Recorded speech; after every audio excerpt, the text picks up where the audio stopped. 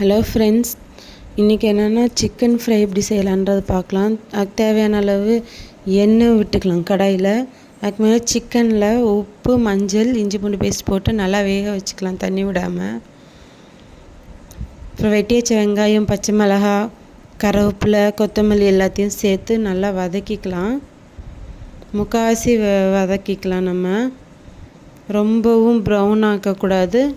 இந்த ஸ்டேஜில் chilli chicken powder add பண்ணிக்கலாம். நம்ம எவ்வளோ காரத்துக்கு ஏற்ற மாதிரி போடணுமோ போட்டுக்க வேண்டியது தான். லைட்டாக உப்பு போட்டுக்கோங்க தேவைப்பட்டதுன்னா.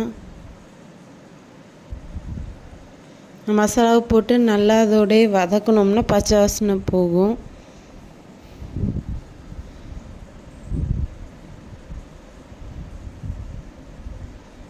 வேக வச்ச சிக்கனை எடுத்து அப்படியே ஆட் பண்ணிக்க வேண்டியது தான் ஃப்ரெண்ட்ஸ். குட்டி குட்டியாக வெட்டி தான் வேக வச்சுருக்கணும். அப்போ தான் நல்லா வெந்து வந்திருக்கும். அது அப்படியே கிளறி எடுத்தோம்னா, நல்லா ஃப்ரை பண்ணி எடுத்தோம்னா சூப்பராக என்னுடைய ஸ்டைலில் ரெடி ஃப்ரெண்ட்ஸ்.